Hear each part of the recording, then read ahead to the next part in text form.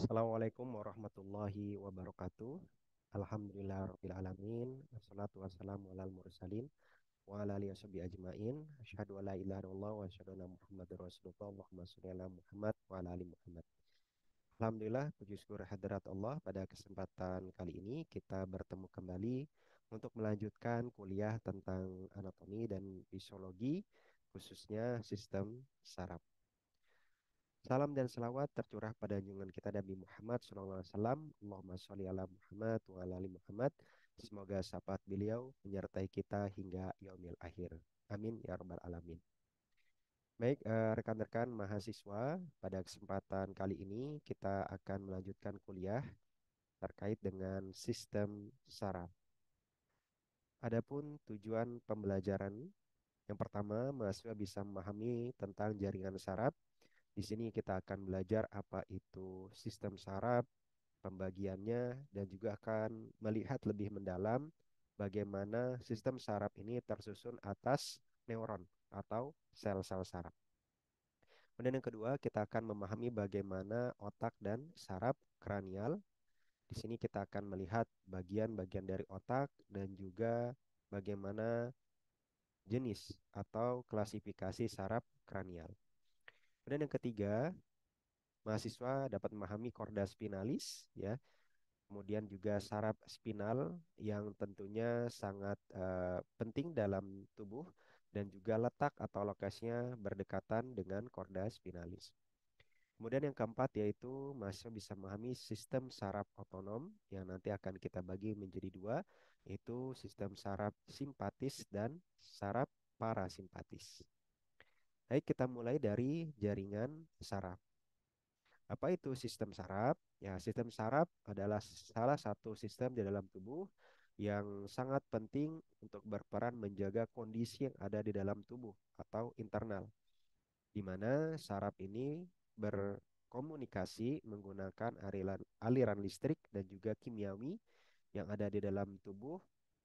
Bentuk inilah yang menjadi pesan kemudian dikirimkan dengan sangat cepat dari satu sel ke sel yang lain.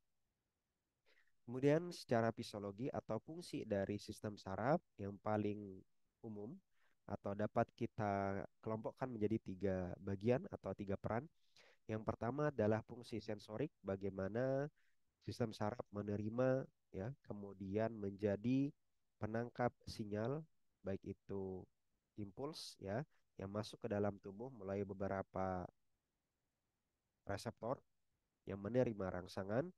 Kemudian yang kedua adalah integrasi, sifatnya atau perannya sebagai mengintegrasikan atau mengumpulkan, kemudian menyebarkan kepada sel-sel yang lain. Dan yang ketiga adalah motorik. Motorik ini adalah penggerak sebagai bentuk respon, feedback dari impuls yang tadinya masuk ke dalam tubuh. Kalau kemudian kita mempelajari sistem saraf, maka secara umum pembagiannya menjadi dua. Kita sebut dengan sistem saraf pusat atau central nervous system. Kemudian yang kedua adalah sistem saraf tepi atau peripheral nervous system. Kemudian sistem saraf pusat sendiri terbagi menjadi dua, yaitu otak dan korda spinalis atau familiarnya dengan sumsum tulang belakang. Kemudian sistem saraf tepi sendiri dibagi menjadi dua, yaitu sensori dan motor. Di masing-masing sensori ini terbagi lagi menjadi visceral. Visceral ini maknanya organ bagian dalam, sedangkan somatik adalah organ yang berada di sepanjang tubuh manusia dan lebih merujuk kepada bagian-bagian luar dari tubuh manusia. Begitu pula untuk motor, ya, ada visceral, ada somatik.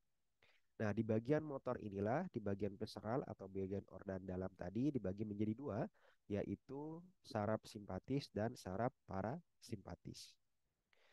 Nah, rekan-rekan mahasiswa sekalian, inilah pembagian dari sistem saraf. Di berbagai referensi yang lain, rekan-rekan juga akan menemui beberapa pembagian yang sedikit berbeda. Contoh misalkan di sistem saraf tepi, di referensi yang lain membaginya menjadi somatik dan otonom. Somatik yang berkaitan dengan saraf-saraf yang berada di sepanjang tubuh, atau di bagian luar tubuh atau bagian terluar tubuh. Sedangkan bagian yang kedua otonom adalah bagian yang masuk ke dalam bagian organ dalam tubuh atau saraf yang mensarapi organ dalam tubuh. Nah, inilah beberapa pembagian yang lain. Pembagian yang lain pula dibagi menjadi saraf aferen dan saraf eferen. Nah, jadi rekan-rekan tidak usah bingung, istilah-istilah ini merujuk pembagiannya saja berdasarkan lokasi, berdasarkan fungsi, ya, dan kemudian bagaimana impuls itu diterima dan impuls itu direspon. Ya, oke, sekali lagi, jadi ada sistem saraf pusat, otak dan korda spinalis, sistem saraf tepi ada sensori, motorik, ada aferen, ada eferen, ada kemudian somatik dan juga otonom. Oke, kalau kita bicara tentang sistem saraf pusat, di dalam gambar ini kita akan bisa melihat dengan jelas bagaimana di bagian otak, kemudian korda spinalis atau sumsum tulang belakang.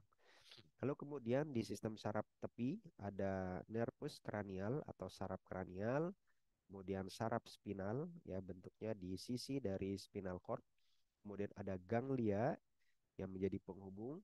Kemudian di bagian pencernaan kita akan melihat bagaimana khususnya di bagian usus halus, ya.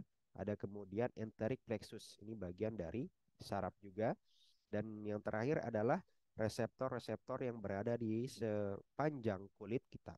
Yang begitu banyak reseptor menerima rangsangan berupa panas, dingin, kasar, halus, atau bahkan rasa nyeri. Kemudian di sisi kanan, ya, di dalam slide ini bagaimana menunjukkan sistem saraf pusat, ya, ada otak dan kemudian sumsum tulang belakang. Kemudian sistem saraf pusat tadi yang tadi saya sampaikan diistilahkan ada sensori, motorik atau aferen dan eferen. Nah, di sini bisa kita lihat bagaimana sistem saraf tepi ini sebagai penerima rangsangan, kemudian menghantarkan sinyal ini ke sistem saraf pusat. Tentu tadi menerima diterima oleh reseptor, ya. Contoh misalkan bagian jari ada reseptor yang menangkap kemudian diteruskan ke bagian otak. Nah, disinilah fungsi dari interneuron di dalam sistem saraf pusat menghubungkan saraf aferen dengan eferen. Kemudian yang terakhir atau yang ketiga yaitu motor atau eferen, sifatnya adalah menerima, ya, impuls tadi atau sinyal dari sistem saraf pusat kemudian menyalurkannya ke efektor. Dalam hal ini adalah otot dan juga kelenjar, ya. Kemudian selanjutnya gambar ini menunjukkan bagaimana komponen terkecil dalam sistem saraf yang kita sebut dengan sel saraf atau neuron. Ya, sel saraf sendiri kita lihat, ya, satu bagian yang dari atas sampai bawah ini kita lihat bentuknya dan komponen-komponennya. Yang pertama kita akan mengenal dengan istilah akson, ya. Akson dan dendrit, ya, dua komponen ini yang sangat familiar kaitannya dengan sel saraf. Kemudian kalau kita melihat di bagian selnya, di bagian inti yaitu nukleus, kemudian ada soma atau badannya. Kemudian kita lihat di sini ada istilah trigger zone. Trigger zone ini dibagi dua, yaitu akson hillock dan initial segment. Disinilah mulai atau terjadinya potensial aksi sebagai bagian dari penjalaran impuls dari satu sel ke sel yang lain. Kemudian kita lihat akson di sini yang berwarna kuning, sepanjang akson ini kita lihat ada selubung, ya, yang membungkusnya disebut dengan selubung mielin. Kemudian di selubung mielin ini kita lihat ada satu inti, ya, ini yang berwarna ungu kita sebut dengan sel Schwann. Dan satu istilah lagi kita sebut dengan nodus Ranvier, yaitu sebagai bagian yang tidak terselubungi selebut, ya, mielin, ya. Kemudian kita lihat di sini di bagian ujung disebut dengan terminal akson, dan di ujung inilah yang kita sebut nantinya dengan sinaps, ya. Oke, kalau kita perbesar di bagian mielin, ya, dia ada sel Schwann yang berwarna ungu, ya, sebagai inti, kemudian membungkus berlapis-lapis dan di dalamnya ada akson. Nah, kalau kita lihat ada istilah neurofibrils, ya, berada di bagian soma, Kemudian ada nisal body juga yang berada di bagian soma, yaitu badan badan sel dari sel saraf. Jadi disinilah terjadinya penjalaran impuls ya, diterimanya pesan kimia atau listrik tadi dihantarkan dari dendrit kemudian masuk ke dalam akson sampai di ujung ya, di ujung akson kemudian berperanlah sinap sebagai penghubung dengan sel saraf yang lain. Baik, selanjutnya kita akan bahas otak dan saraf kranial. Jadi, otak ini tadi adalah bagian dari sistem saraf pusat. Kemudian saraf kranial ini karena letaknya dekat dengan otak, maka kita akan bahas bersama. Meskipun dalam referensi yang lain, otak ini bagian dari sistem saraf pusat, sedangkan saraf kranial ini bagian dari sistem saraf tepi. Oke, kita lihat di bagian-bagian otak. Biasanya kita akan membagi dari beberapa bagian. Ada otak besar, otak kecil, ya otak tengah. Di sini kita lihat otak besar ada cerebrum, kemudian otak kecilnya ada cerebellum. Kemudian kita akan lihat di sini adalah batang otak dan bagian spinal cord atau sumsum tulang belakang. Nah, yang menjadi penting dalam bagian otak ini kita mengenal lobusnya. Ada 4 lobus. Yang pertama adalah lobus frontal, kemudian ada lobus parietal, kemudian ada lobus temporal. Di sini kalau di sisi longitudinal tidak terlihat, tapi di lateral terlihat ya di bagian tengah ya, atau kalau dari luar di bagian kuping ya, di bawah kuping atau di dalam bagian kuping. Kemudian yang terakhir adalah occipital. Jadi ada 4 lobus. Frontal, kemudian parietal, temporal, dan occipital. Kalau kemudian kita lihat secara lateral kemudian dibelah begitu ya, maka akan kita lihat bagaimana ada istilah presentral gyrus ya, yang kita lihat nih bagian-bagian. Kemudian kita lihat juga sisi ada sulcus ya, yang seperti celah-celah ini di dalam bagian otak ya.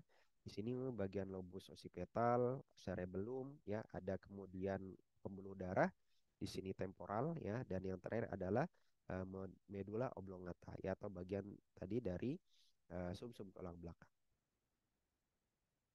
Nah, di sini kita bisa lihat bagaimana kalau tadi komponen-komponen ya dari otak, kemudian pembagiannya, di sini memudahkan kita untuk memahami bagaimana fungsi ya, fungsi dari masing-masing lobus otak tadi dan juga area-areanya. Kalau kita ingin melihat, saya fokuskan ke dalam 4 lobus saja ya. Yang pertama kita sebut dengan lobus frontal, kita tinggal lihat nomor 13, maka fungsinya kaitannya dengan konsentrasi ya, perencanaan, emosi, kreativitas ya, atau kemudian bagaimana merencanakan sesuatu serta menentukan sesuatu ya. Kemudian kita ke lobus temporal nomor 2. Nomor 2 sebagai area asosiasi, sebagai tempat untuk memori jangka pendek, kemudian juga bagian dari emosi. Kita lihat selanjutnya ya di bagian occipital, yaitu nomor 1. Occipital ini lebih kepada visual area, mulai dari penglihatan, mengenali ya gambaran dan juga mempersepsikan suatu gambar atau image ya. Kemudian kalau kita bicara dengan satu lobus lagi, yaitu lobus parietal ya. Nah, lobus parietal sendiri ya kita bisa lihat ya di nomor 9 ini ya. Nomor 9 dan nomor 10 fungsinya apa? Fungsinya sebagai area sensori yaitu penglihatan dan juga somatosensori. Jadi sebagai sensori dan juga berperan dalam saraf yang ada di dalam di bagian tubuh. Kemudian kita masuk ke dalam saraf kranial. Nah, rekan-rekan sekalian, kalau kita bicara saraf kranial, jumlahnya ada 12 saraf kranial, ya, 12 saraf kranial. Dan spesifik biasa disebutkan saraf kranial 1 sampai 12 dan berikut namanya. Saraf 1, saraf kranial 1 yaitu adalah olfaktori, fungsinya dalam pembau ya atau penghidu. Kemudian kita lihat ada saraf 2 yaitu saraf kranial 2 yaitu optik, tentu untuk melihat. Kemudian ketiga akulomotor ya, yang mengsarapi otot-otot mata, baik itu bagian yang oblik superior maupun yang lateral ya. Kemudian yang keempat ada troklear ya, yang lebih spesifik lagi pada otot-otot oblik superior. Kemudian ada yang kelima ya, trigeminal. Ini kaitannya dengan saraf di wajah dan juga gigi serta sinus. Kemudian yang keenam ada abducens. Kalau tadi trochlear di superior oblik, sedangkan abducens ini di lateral rectus masalnya. Jadi kita lihat bagaimana satu organ saja itu mata ya disarapi tiga saraf kranial ya atau bahkan empat, optik, okulomotor, trochlear dan abducens.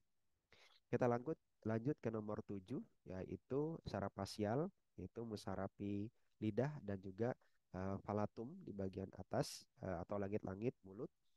Kemudian di bagian ke-8 kita kenal dengan vestibulocochlearis ya di bagian telinga. Kemudian yang nomor 9 ada glossopharyngeal. Nah, jadi mengesarpi bagian belakang dari lidah, ada tonsil di dalamnya, ada paring dan pharyngeal muscle atau otot pharyngeal. Kemudian yang ke-10 kita kenal dengan saraf vagus. Nah, ini sangat erat kaitannya dengan saraf parasimpatis, mensarapi hati, ya, maaf jantung, kemudian paru-paru, ya, ada bronkus, ya, saluran trakea, laring, ya. Kemudian ada saraf ke-11 yaitu asesori, yaitu berperan dalam mensarapi otot ya, otot sternomastoid dan juga trapezius. Dan yang terakhir saraf ke-12 yang kemudian kita kenal dengan hipoglosal ya, yaitu yang mensarapi otot dari lidah.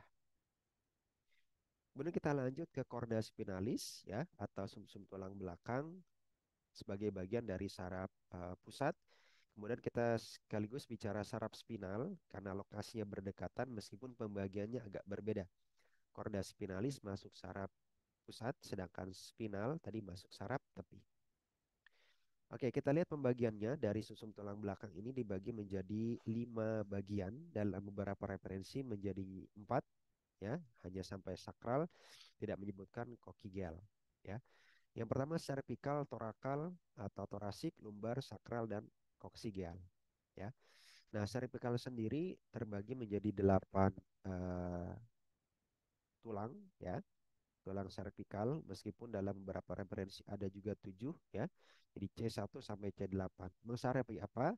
Mensarapi otot leher, diafragma gitu ya. Kemudian pergelangan tangan ya, otot triceps termasuk jari-jari. Kemudian torakal ada 12 ya. Di sini memperlihatkan bagaimana mensarapi tangan, kemudian abdominal yaitu bagian perut dan juga bagian dada. Kemudian bagian lumbar yaitu mensarapi bagian pinggul ya, kemudian lutut sampai kaki. Kemudian sakral ya, ini kaitannya dengan bagian masuk dalam organ reproduksi dan perkemihan ya. Di sana ada fungsi ereksi dan juga kandung kemih maupun juga pembuangan buang air besar. Oke, kalau mau kita lihat lebih mendalam ya di beberapa referensi di gambaran image yang lain, sini ada cervical ya, 8 jumlahnya, torakal tadi ada 12, lumbal ada 5, sakrum ada eh, 5 ya. Kemudian yang terakhir adalah koksi atau koksigeal. Nah, di sisi ini kita lihat bagaimana kita melihat susum tulang belakang dari bagian atas ketika dipotong ya. Ada beberapa bagian yaitu piameter ya di bagian paling dalam, kemudian ada arachnoid dan yang di luar adalah durameter. Sumsum tulang belakang sendiri dibagi lagi menjadi dua, yaitu bagian yang berwarna putih dan bagian yang berwarna abu-abu. Di sini kita lihat sangat berdekatan ya korda spinalis dengan saraf spinal. Kemudian bagian tengah ini jelas adalah tulang belakang dan tulang bagian dari sisi kanan dan sisi kiri dari tulang belakang. Oke, kalau kita lihat lebih mendalam ya, di sini ada pembuluh-pembuluh darah yang melekat. Kemudian ada tadi saya sampaikan ada piameter bagian dalam, arachnoid bagian tengah ya. Yang paling luar ada durameter. Di sini ada saraf spinal di bagian kiri maupun kanan, kemudian ada gray and white bagian abu-abu dan bagian putih dari korda spinalis.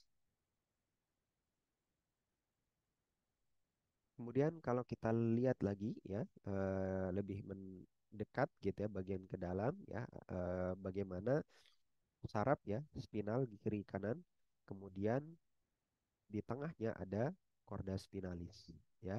Di sini ada bagian abu-abu dan bagian putih tadi yang sudah kita jelaskan.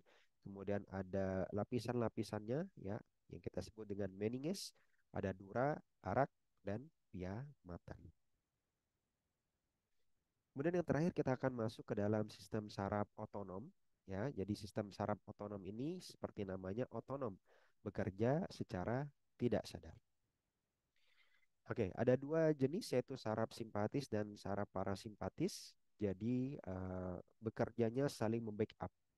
Teori-teori lima menyebutkan bahwa kerjanya berlawanan, namun tidak sebenarnya sepenuhnya berlawanan, tapi sifatnya lebih saling membackup dan sifatnya tingkatan, hierarki ya dalam teori kekinian. Kalau kita lihat di sini bagaimana fungsi dari simpatis dan parasimpatis, kita mulai dari simpatis atau sebelah kanan. Contoh pada pupil ya yang membuat pupil kita bisa berdilatasi, meningkatkan kerja dari jantung, dilatasi dari tubulus bronkial atau saluran dari bronkus, kemudian sekresi dari kelenjar keringat ya sampai kemudian merelaksasikan dari kandung kemih. Ini pekerjaan ya atau peran dari simpatis. Sedangkan parasimpatis ya kita lihat konstriksi pupil jadi mengecilnya pupil, menurunkan tekanan darah ataupun juga denyut nadi, kemudian mengestimulasi aktivitas sistem pencernaan sampai kemudian di peningkatan urin ya atau pengeluaran urin. Nah, di sini kita bisa lihat bagaimana fungsi dan perbedaan kerja dari saraf simpatis dan parasimpatis yang keduanya bekerja secara otonom atau tidak sadar. Ya. Nah, dalam beberapa referensi disebutkan bahwa fungsi simpatis ini diistilahkan dengan fight or flight, ya. Jadi bertarung atau kemudian melarikan diri. Sedangkan parasimpatis dikenal dengan perannya yaitu rest and digest, ya, istirahat atau kemudian mencerna. Ya, maka kemudian sistem pencernaan banyak disarapi oleh sistem parasimpatis. Nah, kalau lebih detailnya lagi kita bisa melihat ya, kalau tadi berupa gambar, kalau di sini kita lihat sebagai narasinya. Bagaimana ada organ target dan efek yang ditimbulkan oleh saraf simpatis, kemudian juga saraf parasimpatis. Mulai dari pupil ya, kelenjar keringat, kemudian bagaimana ginjal ya, tadi ada mengurangi urin output, ada yang kemudian meningkatkan atau bahkan tidak ada memberikan efek terhadap ginjal. Kemudian bagian hati ya. Begitu pula untuk organ-organ reproduksi ya. Pada simpatis ya menghilangkan ereksi, sedangkan kalau para simpatis ya justru terjadinya ereksi pada peran dari saraf parasimpatis.